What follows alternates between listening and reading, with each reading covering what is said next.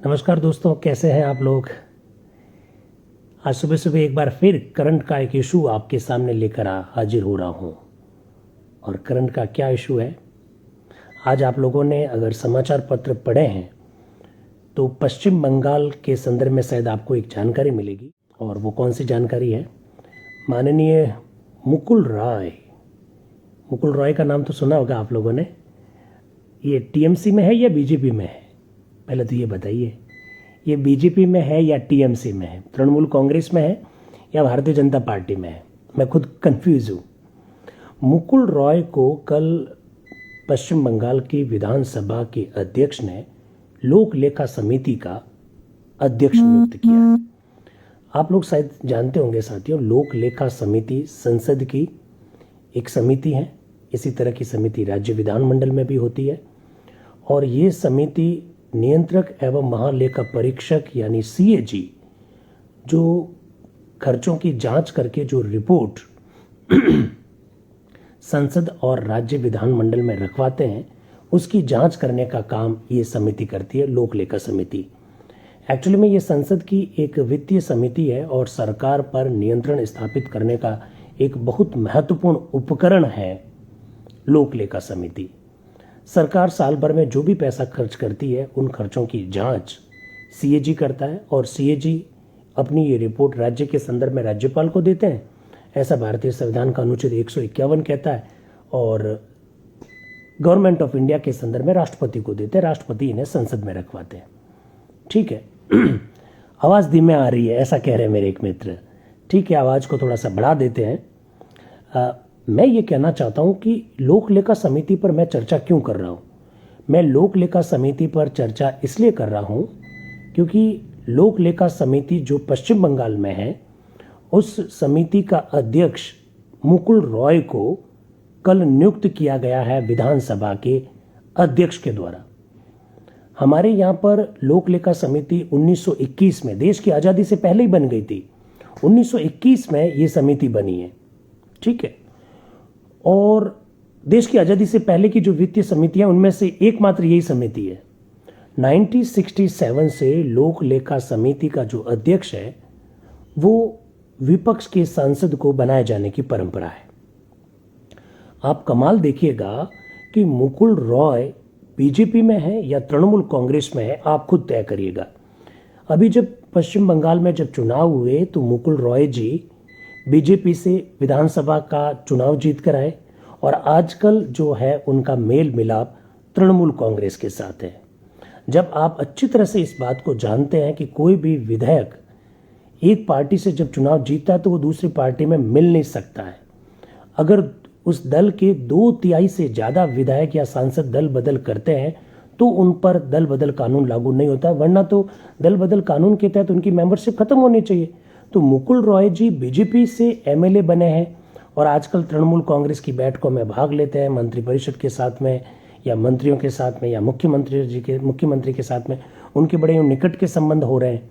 तो क्या ये दल बदल कानून का उल्लंघन नहीं है? बिल्कुल, वो तृणमूल कांग्रेस में मिल भी गए तो दल बदल कानून का उल्लंघन है।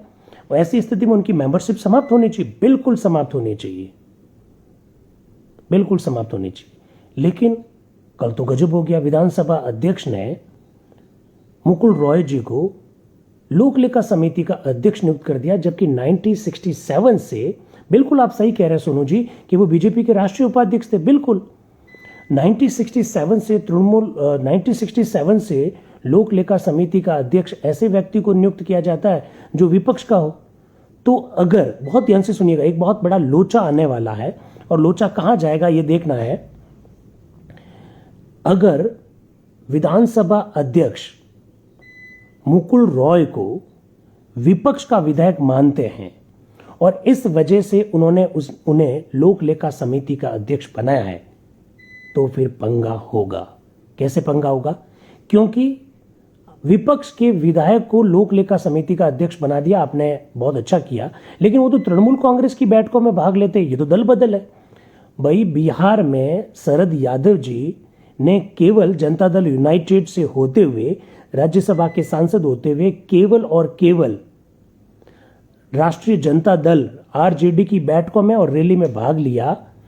उससे उनके ऊपर दल बदल कानून का उल्लंघन का आरोप लग गया और माननीय वेंकैया नायडू जी ने उनकी मेंबरशिप को, राज्यसभा की उनकी मेंबरशिप को समाप्त कर दिया। मुकुल रॉय तो उससे भी बहुत ज्यादा बढ़कर है, वो तो सीधा सीधा तृणमूल कांग्रेस की बैठकों में भाग ले रहे। तो वो अगर बीजेपी के विधायक हैं तो तृणमूल कांग्रेस की बैठकों में भाग कैसे ले सकते हैं? और अगर आप उन्हें बीजेपी के विधायक मान रहे हो तो फिर आप दल बदल कानून के तहत उनकी मेंबरशिप को समाप्त कीजिए। इस संदर्भ में एक चीज और मैं आपको बताना चाहूंगा। इस संदर्भ में यह है, बहुत क्लियर करना चाहता हूं, भारत के संविधान के किसी भी अनुच्छेद में, देश के किसी कानून में, संसद के किसी नियम और प्रक्रिया में, विधानमंडल के किसी नियम और प्रक्रिया में यह लिखा हुआ नहीं है कि विपक्ष के विधायक को ही लोक लेखा समिति का अध्यक्ष बनाया जाएगा। ये एक परंपरा है। तो ये लोग जब कोर्ट में जाएंगे और मुकुल रॉय की ये जो नियुक्ति की गई उसे जब कोर्ट में चैलेंज करेंगे तो तृणमूल कांग्रेस का या मुकुल रॉय का ये तर्क होगा कि साहब ये कहां लिखा हुआ है कि विपक्ष के सांसद या विधायक को ही लोक लेखा समिति का अध्यक्ष बनाया जा सकता है? ये कहां लिखा हुआ है? ये तर्क देंगे जरूर। तो इसका सीधा सा मतलब है कि आपने उस परंपरा का उल्लंघन किया। अगर आप उसको तृणमूल कांग्रेस का मान रहे हैं, बहुत ध्यान से सुनिएगा, अगर आप उन्हें तृणमूल कांग्रेस का मानकर आप उन्हें अध्यक्ष बना रहे हैं तो आपने एक परंपरा का उल्लंघन किया जो 1967 से चल रही है कि अध्यक्ष हमेशा विपक्ष के सांसद या विधायक को बनाया जाना चाहिए। और अगर आप ये कह रहे हैं कि नहीं हम तो परंपरा का उल्लंघन नहीं कर रहे हैं, तो इसका मतलब यह है कि आप उन्हें बीजेपी का मान रहे हैं, और बीजेपी का मान रहे हैं तो उन्होंने दल बदल किया है, इस वजह से उनकी मेंबरशिप समाप्त होनी चाहिए। कुल मिलाकर मैं ये कहना चाहता हूं कि मुकुल रॉय की ये जो नियुक्ति लोक लेखा समिति के अध्यक्ष के रूप में जो की गई है, ये नैतिक रूप से ठीक नहीं है। दल बदल के हिसाब से भी उनके खिलाफ में कार्रवाई होने का ये आधार बनता है। और चूंकि आपने तो विपक्ष के सदस्य होने के नाते ही उनकी नियुक्ति की है, इसका सीधा सा मतलब है कि आपको इस संदर्भ में कोई एक्शन लेना पड़ेगा। एक बात मैं आपको जरूर कहना चाहूंगा, आप अचंभे वाली बात देखिएगा कि मुकुल रॉय जब से तृणमूल कांग्रेस की बैठकों में भाग लेने लगे हैं, जब से उनकी गतिविधियों में शामिल होने लगे हैं, तब से ही बीजेपी ने विधानसभा अध्यक्ष के वहां, बहुत ध्यान से सुनिएगा, विधानसभा अध्यक्ष के वहां मुकुल रॉय के खिलाफ दल बदल कानून का उल्लंघन के आधार पर उनकी मेंबरशिप को समाप्त करने हेतु शिकायत कर रखी है। विधानसभा अध्यक्ष के वहीं शिकायत कर रखी है और विधानसभा अध्यक्ष ने उस शिकायत का कोई निपटारा तो किया नहीं और ऊपर से इन्हें लोक लेखा समिति का अध्यक्ष बना दिया। इसका मतलब विधानसभा अध्यक्ष उन्हें बीजेपी का ही विधायक मान रहे, तो बीजेपी का विधायक मान रहे तभी तो उन्होंने इसका अध्यक्ष बनाया। और अगर बीजेपी का विधायक नहीं मान रहे तो ऐसी स्थिति में उनके ऊपर दल बदल कानून के तहत आपको कार्रवाई करनी चाहिए। अब ये सब चीजें हो रही है तो मुझे लगा कि आप लोगों से ये चीजें शेयर की जानी चाहिए। एक बात मैं और कहूं कि आपको, कल विधानसभा अध्यक्ष के इस मामले को अगर कोर्ट में चैलेंज किया जाता है और ये कहा जाता है कि साहब ये जो नियुक्त किया गया है इनको गलत नियुक्त किया है, तो ऐसी स्थिति में विधानसभा अध्यक्ष एक तर्क देंगे कोर्ट में, मैं जो अभी से आपको बता रहा हूं, मैं तो केवल आपको आगाह करने की कोशिश कर रहा हूं। और वो पता है वो क्या तर्क देंगे? वो तर्क देंगे कि साहब भारतीय संविधान का अनुच्छेद 211 और अनुच्छेद 212 कुछ कहते हैं।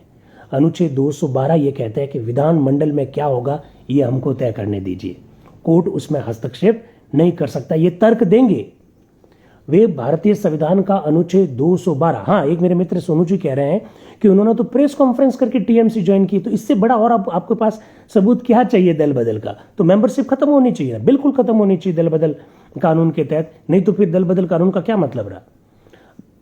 आप देखिएगा, विधानसभा अध्यक्ष भारतीय संविधान के अनुच्छेद 212 को आधार बनाकर ये कहेंगे कि ये हमारे विधानमंडल की कार्यवाही है, इसमें कोर्ट को क्या करना चाहिए, हस्तक्षेप नहीं करना चाहिए, ऐसा वो कहेंगे। फिर क्या होगा? अरे विधानमंडल का कार्य है, मानते हैं, कोर्ट को उसमें हस्तक्षेप नहीं करना चाहिए, ये भी मानते हैं, संविधान का अनुच्छेद 212 ये कहता है, ये भी मानते हैं, लेकिन क्या आप नंगा नाच करोगे क्या? फिर आप लोग जानते नहीं है, अभी थोड़े दिन पहले केरल की विधानसभा के संदर्भ में सुप्रीम कोर्ट ने क्या निर्णय दिया? 2015 में केरल की विधानसभा के कुछ एमएलएज ने वहां हंगामा किया था, विधानसभा में स्पीकर के समक्ष हंगामा किया था, माइक तोड़ दिए, टेबल तोड़ दी, उनके खिलाफ में पुलिस में मुकदमा दर्ज कराया गया, एफआईआर दर्ज करवाई गई। मामला कोर्ट में गया तो कोर्ट में केरल के विधानसभा अध्यक्ष ने कहा कि साहब आप हमारे इस मामले को क्यों देख रहे हो, मैं तो भारतीय संविधान के अनुच्छेद 194 के तहत अभिव्यक्ति की स्वतंत्रता है और अनुच्छेद 212 के तहत हमारे वहां क्या हो रहा है उसकी तरफ आप नहीं देखोगे। सुप्रीम कोर्ट ने क्या कहा कि माना कि अनुच्छेद 194 के तहत आपके विशेषाधिकार है, माना कि अनुच्छेद 212 के तहत कोर्ट आपके मामलों में हस्तक्षेप नहीं कर सकता है, लेकिन इसकी एक सीमा तो होनी चाहिए, एक सीमा तो होनी चाहिए। ये सब बातें कॉन्स्टिट्यूशन में लिखी हुई है। मैंने अपनी तरफ से कोई बात नहीं रखी है, मैंने तो केवल उन बातों को रखने की कोशिश की है जो अभी हाल ही में घटित हुई है। लोक लेखा समिति में टोटल 22 मेंबर होते हैं। संसद के संदर्भ में अगर देखा जाए तो 15 सदस्य लोकसभा से होते हैं और 7 राज्यसभा से होते हैं। 1967 से इस समिति का अध्यक्ष 1967 से इस समिति का अध्यक्ष विपक्ष के सांसद को बनाए जाने की परंपरा है, ऐसा मैं कहना चाह रहा हूं। तो लेट्स सी, देखते हैं क्या होता है। राज्य प्राक्कलन समिति का कार्य राज्य के बजट के अनुमानों की जांच करना है। राज्य का जो बजट है उसके अनुमानों की जांच करने का काम राज्य की प्राक्कलन समिति का है। तो बिल्कुल मैंने कुछ करंट इश्यूज आपके सामने रखे हैं, मेरे हिसाब से आपको जरूर आनंद आया होगा। इंस्टाग्राम पे अभी नया ही आप लोगों के बीच में आने लगा। विपक्ष का नेता मैंने नहीं बोला है, विपक्ष का नेता नहीं बोला मेरे भाई, मैंने बोला विपक्ष का सदस्य होना चाहिए। विपक्ष का नेता तो अभी जैसे समझिए लोकसभा में तो विपक्ष का नेता है ही नहीं कोई, तो फिर लोक लेखा समिति का अध्यक्ष कौन होगा? लोक लेखा समिति के अध्यक्ष है ना फिर अभी अधीर रंजन चौधरी, वो लोकसभा में विपक्ष के नेता थोड़ी है। विपक्ष के नेता का पद तो क्या पड़ा है, रिक्त पड़ा है। तो विपक्ष का नेता मैंने बोला ही नहीं है। मैंने बोला क्या बोला? मैंने बोला विपक्ष का सांसद या विपक्ष का विधायक होना चाहिए। तो हम अपनी बात को कंप्लीट करें आज। आपको आनंद आया होगा। Thank you very much and wish you all the best. Thank you.